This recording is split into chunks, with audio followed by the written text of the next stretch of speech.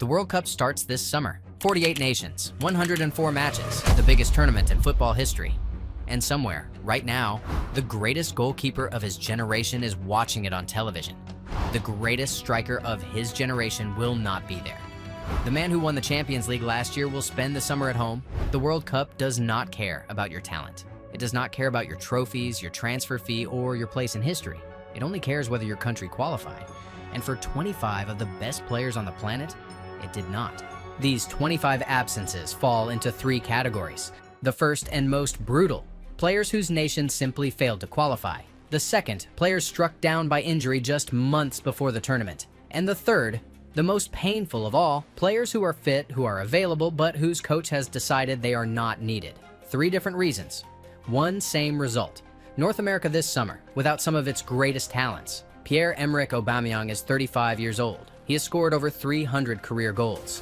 He has never played at a World Cup. Gabon have never qualified. This is the quiet tragedy at the bottom of this list. A player whose individual brilliance was always too large for the team around him. He will retire, having never stood on football's greatest stage. Some absences are not dramatic. They are simply sad. Serhou Guirassy was the top scorer in the Champions League last season with 13 goals for Borussia Dortmund. More than Mbappe, more than Kane, more than any striker in Europe's elite competition. He is one of the most lethal forwards on the planet. Guinea finished fourth in their qualifying group behind Algeria, Uganda, and Mozambique. Guirassy scored just once in 8 international appearances. It is the cruelest gap in football, the distance between what a player is for his club and what he becomes for his nation. 13 goals in the Champions League, 1 in 8 qualifying games.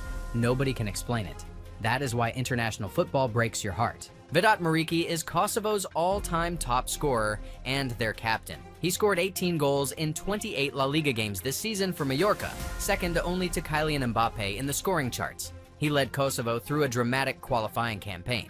They beat Slovakia 4-3 away. They made it to the playoff final against Turkey, 1-0. Kerem Aktürkoğlu in the 53rd minute. Kosovo, a nation that only joined FIFA in 2016, came within 1 goal of their first ever World Cup. Muriqi said afterwards, "I am very proud to be captain of this team. I would have liked to have led them to the World Cup. They were so close. So were we to seeing something truly historic." Christian Eriksen collapsed on a major tournament pitch in 2021 and was resuscitated on the grass of Parken Stadium in Copenhagen. He came back. He played Premier League football. He went to the 2022 World Cup. He has been one of the most technically gifted midfielders of his generation for 15 years. Denmark did not qualify, losing to Czechia in the playoff. Eriksen is 33. After everything he has been through, after the comeback that the whole of football willed him to make, this may have been his last chance at a major tournament. Some people deserve better than what football gives them. Eriksen is one of them. Rasmus Højlund is 22 years old. He is on loan at Napoli this season and has been one of Serie A's most dangerous strikers. Powerful, quick, an elite finisher already at the highest level. Denmark lost to Czechia in their playoff and will not be in North America this summer. Højlund has time. He could play at 3 World Cups if things align. But right now, in what should be his breakthrough summer on the world stage, he will be watching other people play in the tournament he should be starring in. He is too good and too young for this to feel fair. It does not. Federico Di Marco had 15 assists and 7 goals from 38 appearances for Inter Milan this season. He is one of the most productive left-backs in Europe, a player who has redefined what the position can offer going forward. He played in qualifying, he scored. It was not enough. Italy lost on penalties. Di Marco is 26 years old. He has never played at a World Cup. He may be nearly 30 by the time Italy next qualify, if they do. A generational talent in the prime of his career, watching from home. Italy football needs to look very hard at what it is doing to its own players. This is the entry that might surprise you. Álvaro Carreras is 22 years old. He plays left back for Real Madrid. He scored his first goal for the club this season, has been one of La Liga's most consistent performers, and is widely expected to be Spain's starting left back for years to come. Spain qualified comfortably. Their coach Luis de la Fuente has simply decided that for this tournament, Carreras is not yet ready. Cucurella, Grimaldo, and Balde are ahead of him. No injury, no scandal. Just a coach who sees a player 2 or 3 years away from being indispensable. For Carreras, who has done everything right and still missed the cut, the World Cup will happen. Just not yet. That is perhaps the most patient kind of heartbreak. Nicolo Barella has 70 international caps for Italy. He was central to their Euro 2020 triumph. He is one of the most complete midfielders in European football, relentless, tactically intelligent, a player who gives absolutely everything in every match.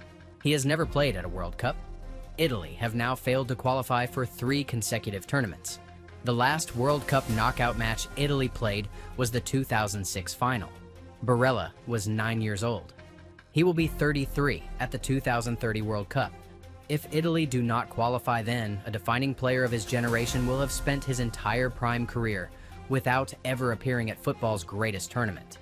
The word for that is injustice.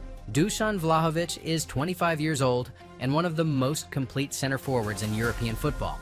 Physical, technically gifted, an elite finisher. Serbia had enough quality to qualify and did not. They finished 3rd behind England and somehow Albania in their group. Vlahovic deserved better than the collective performance around him this campaign. He is entering what should be his prime years. The 2030 World Cup will arrive and he will be 29, the perfect age for a striker. If Serbia qualify, he could yet have his moment, but this summer, he watches. Another striker whose talent was bigger than his country's results. Andre Onana was dropped by Cameroon at the 2022 World Cup following a disciplinary dispute. He came back, rebuilt his relationship with the national team, and led them through qualifying. This season, he has been playing for Trabzonspor in the Turkish league. It was not enough for Cameroon. They lost 1-0 to DR Congo on a stoppage-time goal in the CAF playoffs. Onana played every minute. He conceded in stoppage time. He went home. Cameroon, one of Africa's most historic World Cup nations, will spend this summer at home. And Onana, who fought to return after 2022, has nothing to show for the fight. Demola Lookman is the 2024 African Footballer of the Year. He won it after scoring a hat-trick in the Europa League final against Bayer Leverkusen, one of the great individual performances in modern European football. He then joined Atletico Madrid, where he has been one of La Liga's most creative players. Nigeria went into the CAF playoffs with Lookman and Victor Osimhen up front, one of the most dangerous forward partnerships on the continent. They drew 1-1 against DR Congo after 90 minutes. They lost on penalties. Lookman did everything. The structure around him did not. He is 27 at the peak of his career, and this is Nigeria's 2nd consecutive World Cup absence. When a country has Lookman and Osimhen and still does not qualify, something is broken. The talent is not the problem. Sandro Tonali spent a year banned from football for gambling offenses. He came back humbled, improved, and determined to make it right. He scored Italy's opening goal in the playoff final against Bosnia and Herzegovina in Sarajevo. He did everything he could. Then Alessandro Bastoni was sent off before halftime. Italy conceded in the 79th minute, and the penalty shootout ended everything. Tonali is 24. By the time Italy next have a chance to qualify, he should be in his prime. But this was supposed to be the beginning of something. Instead, it is another chapter in a story of collective failure that has nothing to do with the individual players and everything to do with the system that produced them. Or failed to. Benjamin Sesko is 22 years old. He joined Manchester United this season and has been a revelation. Powerful, quick, an elite finisher. He missed part of Slovenia's qualifying campaign with a knee injury, watching from the sidelines as his country fell further behind. Slovenia qualified for their last World Cup in 2010. Sesko has time. He could play at 3 or 4 World Cups if things align. But right now, in what should be his breakthrough summer, he will be resting while others play. The frustrating truth is that Slovenia are not going to dramatically improve around him. He may be waiting a long time for his country to catch up with his talent. Jan Oblak has won the La Liga Zamora Trophy 5 times. He is one of the greatest goalkeepers of his generation, authoritative, commanding, a decade of excellence at Atletico Madrid. And he has never played at a World Cup. He is 33. He made saves, as he always does, but even he cannot score. 5 Zamora trophies, 0 World Cups. Time, which has been cruel to him at the international level, is running out. Some careers are defined by trophies. Some careers are defined by what they never got. Oblak's will be both. Marc-Andre ter Stegen spent a decade in the shadow of Manuel Neuer, one of the greatest goalkeepers who ever lived. Every time Neuer got injured, ter Stegen stepped in and reminded Germany what they had. Every time Neuer came back, ter Stegen stepped aside. And then, when Neuer finally retired from international football, ter Stegen's moment arrived, and his body betrayed him. A back injury, then a knee injury. then a hamstring tear at Girona, the loan club he had specifically joined to get match minutes before the World Cup. Germany coach Nagelsmann told him the chances were very, very slim. He has not given up. But the body that carried him through a decade of waiting is finally the thing that has let him down.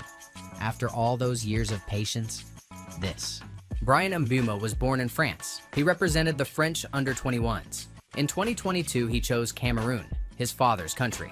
Cameroon failed to qualify, losing 1-0 to DR Congo in the CAF playoffs on a stoppage time goal. Mbeumo played the full 90 minutes. He missed a clear chance in the second half. When the final whistle blew, he stormed straight down the tunnel. The cameras caught everything. The fury, the grief, the weight of a choice made 3 years ago that cannot now be unmade. He is 26.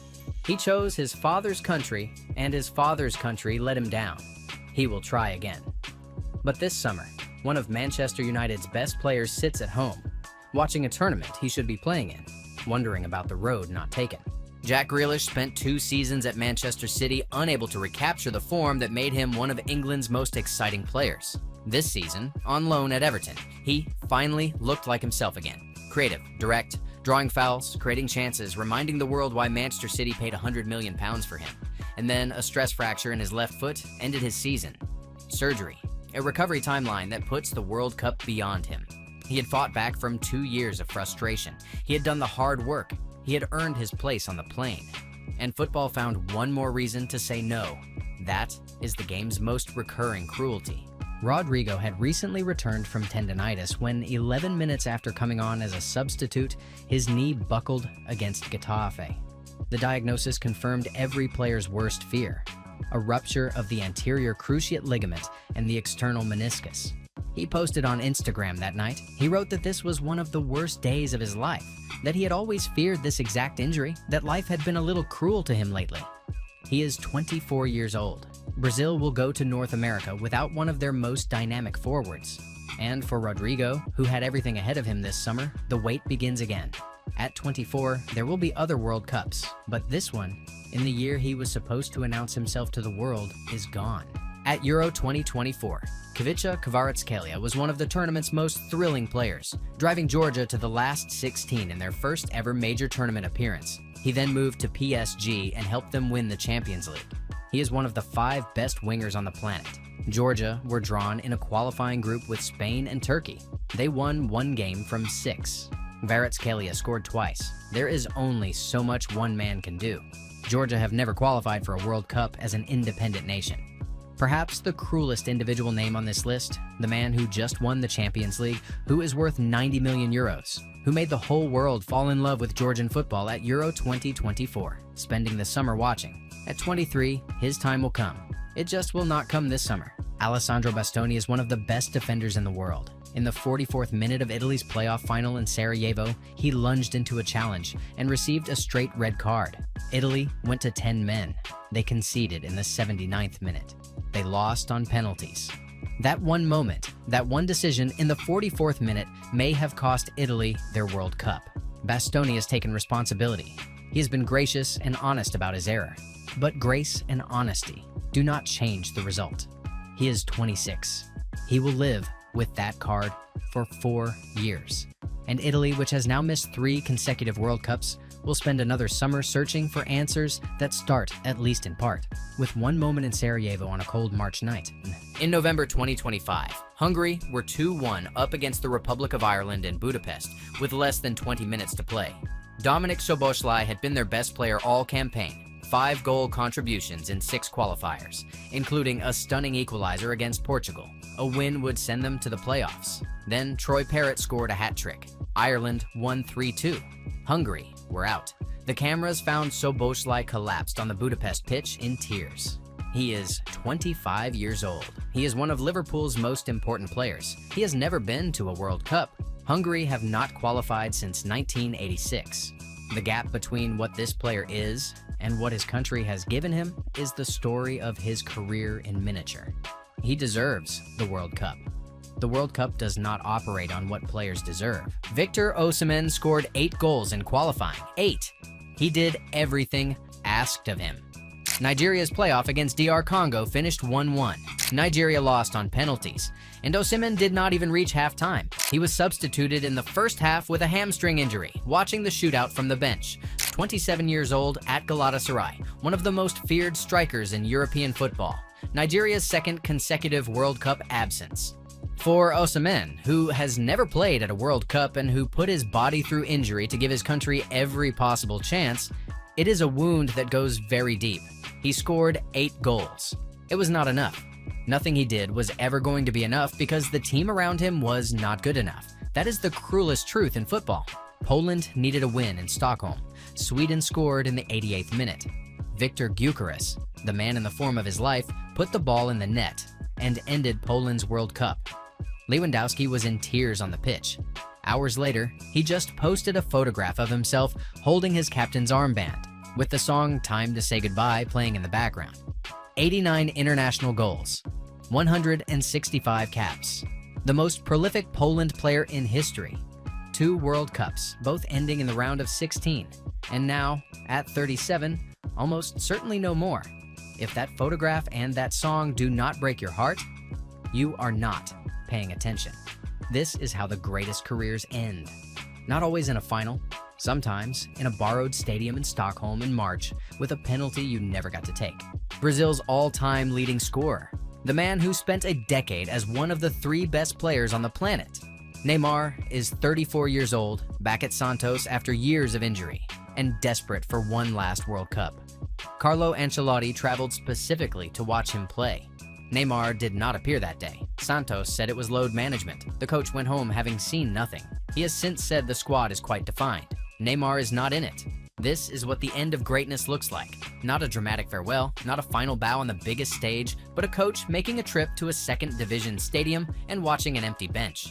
At 34, with his knees and his ambitions and his 128 international goals, Neymar's last World Cup may already have been 2022. He does not believe that, but the coach has decided it for him. Gianluigi Donnarumma is 27 years old.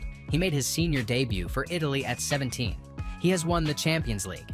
He has won the European Championship. He was named the best player at Euro 2020. He is the Yashin Trophy winner. He is his country's captain. And he has never played a single minute of a World Cup. He watched the final Bosnian penalty slip under him in Sarajevo. He remained on his knees on the pitch.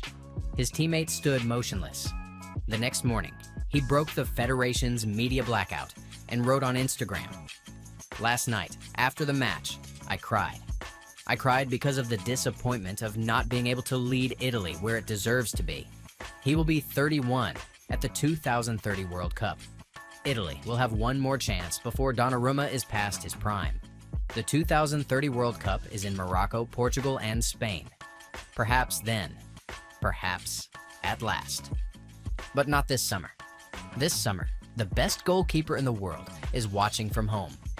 This was another football day."